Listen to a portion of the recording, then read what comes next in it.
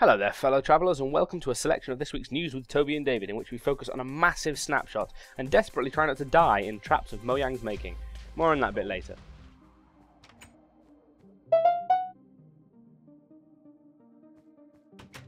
This week has seen a whole slew of Mojangsters' birthdays, with Daniel Kaplan celebrating his 26th year of life, Jeb also hitting his yearly birthday milestone, and most recently John's day of birth has rolled around one more time. Belated wishes or not, their contributions to everyone's beloved Minecraft are invaluable. You guys rock.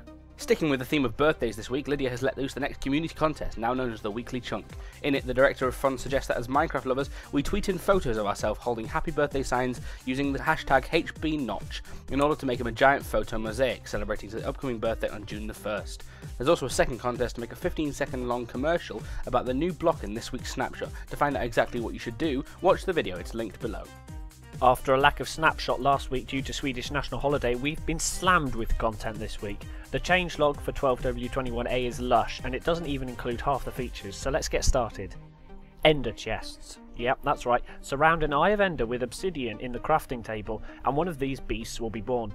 If you need to transport items from place to place instantly, or just further than Toby can throw, then two of these chests mean that items placed in one of them will immediately be mirrored for pickup in the other. If you create more chests, they will all link together. The possibilities are immense. Next is the inclusion of an elusive new block, emerald ore. It's currently super rare, but when broken it drops an emerald item. This on its own might not be very exciting, but head over to a village, such as this newly implemented desert village, and you can right click on a villager to trade with them.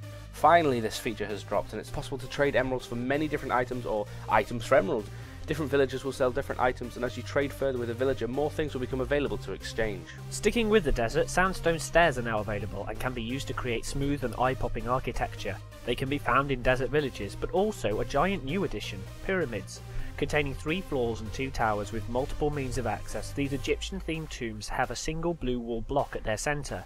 Beneath lie 4 chests, but you must make your way down safely, as a stone pressure plate will trigger a 3x3 layer of TNT beneath you if you misplace a foot. Once you've defused the situation, you're free to loot anything from rotten flesh to emeralds. Other changes include a retexturing of the gravel block, which is now much easier on the eye, and a return of Notch's original golden apple, now featuring as an alternative expensive recipe that it provides healing and 3 buffs, regeneration 4, resistance, and fire resistance.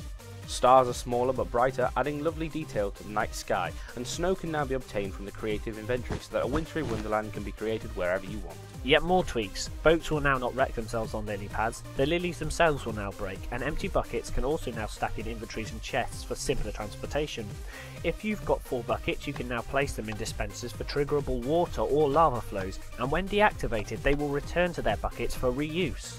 Finally, a quick bug fix patch to this snapshot was released today, also bringing this amazing revamp by Dinnerbone to the creative game mode's item menu.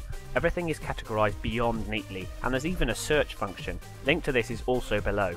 Phew, that's all from us this week. We hope you learned something cool. You can find the seed and the coordinates that we used in the description below, and if you fancy checking out last week's episode, then you can click here, or click here if you're late to the party and next week's show has arrived. We'll be on our Facebook page, but please smack that subscribe button here so you're certain to catch us next week. Ciao for now.